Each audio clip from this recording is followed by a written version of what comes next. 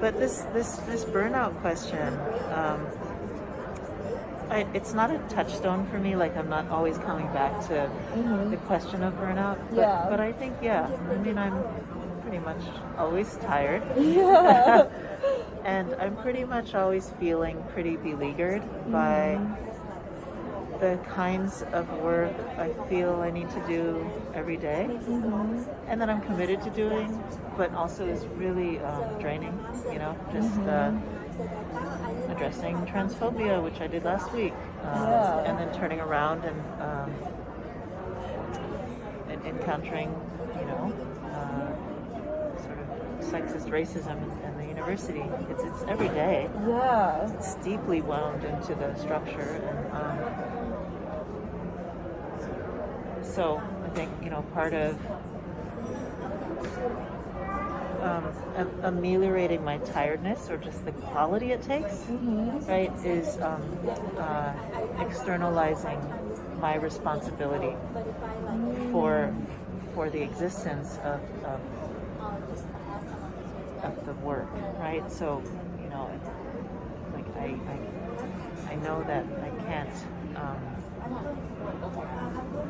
I'm not directly in this relationship or a tight economy in which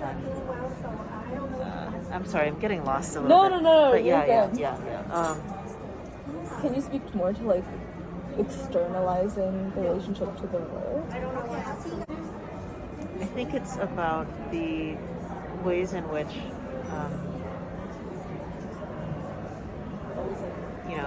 someone said something quite transphobic to me last week, and it was one of the most common things people say, and it's incredibly painful still to hear. And I had to sit with it, and also I shared it with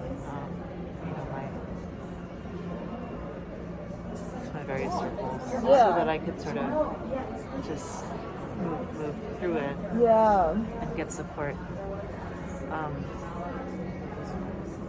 There's a way in which it comes into you a little bit, right? We can talk about any form of violence, like the ways ableism is enacted on people and their body minds, right? But I also it was important to me to not treat it as mine, right? So it didn't become my. I didn't want to own it.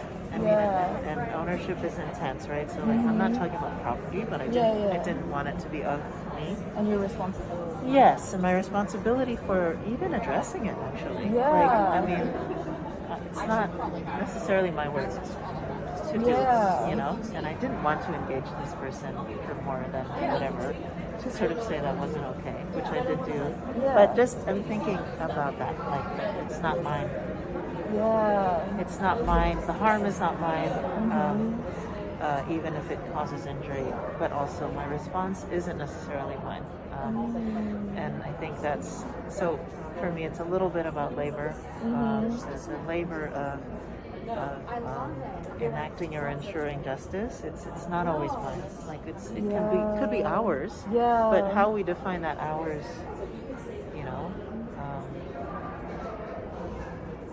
as I guess every activist thinks about. It's it can be something you have to sort of talk about and figure out together. I think that's something that is so, I don't know, inherent in activist spaces. It's just to some extent, it's the reason that you become go into organizing activist spaces is because you feel this responsibility. For making your lived experience or other people's lived experiences better. And so then it becomes so internalized, this responsibility that we have. So it's hard to turn it off. It's hard to take a break. Even stepping back, you feel guilt for stepping back because there's the urgency of things always keep going in activist spaces. So I feel it's so important to even think about this idea of just because someone has caused harm to me or to other people, that doesn't mean it's my responsibility, and it doesn't part of me to respond or to like reduce the harm necessarily. It's not an inevitability, right? Yeah. Right? Yeah. But we are choosing to share space and to think about taking action in ways that I'm hoping are spacious, right? But not built out of that, like, it's ours. I mean,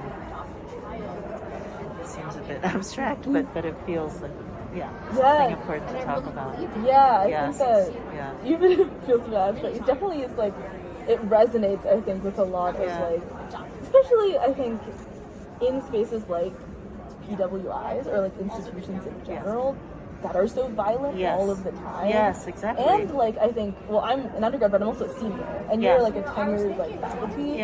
So there's this element of like seniority too, where you feel like you have to like protect younger people. Absolutely. And like there's that responsibility as well. And so I feel like that's also just another element of like all of this. And people talk about that, right? Like, you know, like senior folks actually trying to do more diversity work or whatever you want to call it in the university, and then also understanding that they are burning out, right? And then they're sort of thinking about leaving the university. Like, and I mean, I feel like it's got to be a little more complicated than that, because when I do interventions, which I feel like I need to do all the time, I try to do them out of desire and care, which is that's a really different thing than mechanistically correcting something that has gone wrong, which I know I can't do all by myself, right? But extending care within an institution is something we all can do. And setting that pattern, or, you know, like demonstrating that is something that can exist within this otherwise violent space seems really critical, and it means that my tiredness isn't also a sense of defeat. Like, I mean, I just, you know, really take on this enormous sense of whatever the other thing is besides tiredness, which is just, you know, like this weight. So sorry. I just heard that too. Because we're in a shared space, we just heard someone say, "We are chickens." Maybe we are chickens. But and I feel that, you know, in the activist and academic, you know, and overlapping, right, spaces that I'm in, I'm in them in part because, you know, like the forms of care we practice are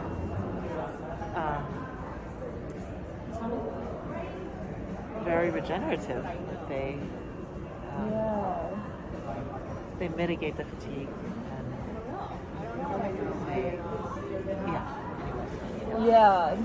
because I feel like, what is it? Like, as I've been talking through this whole project about burnout and like about how much these spaces can take, like there is also parts that are regenerative, and like the community aspect of it, like can be so full of care. You know? I mean, in some ways, that's why I appreciate what Lydia Brown is saying. Like, you're going to be more tired or less tired. Because sometimes I go to a meeting and I'm just barely able to make it to the meeting, right? I'm just like, no, I'm just gonna get there. But I also know that some of what I'm carrying is going to be magically regenerated by the space that we make together. For sure. And so I'm trying to always make judgment calls about, like, you know, how to move forward in a way that feels sustainable. I don't know if I feel good about that word, but whatever. Sustainability and resilience are so connected, and I'm like, oof. Oof. But no, for sure. I feel like very often I'm like, do I have the spoons to go to this thing? Yeah. And then you go to it and you're like, oh my god, I feel better. Right. Just being in this space with these Or people. like I got some spoons. Yeah, exactly. You know, I got some spoons wow, from being I got around some these spoons. people. Yeah. Which is so good. Yeah. I think that's something that I felt even going to a workshop yesterday. I was like, Yeah. I am so tired. Yeah, Am yeah, I yeah. going to be able to be in this space? Especially Right. because I was like, I have to facilitate. Oh my Yeah. god. And then it was really nice to just be in there and be like, okay, actually, this is giving something back to me as well. Yeah. Like sitting in this space and talking to these people. Absolutely. Yeah.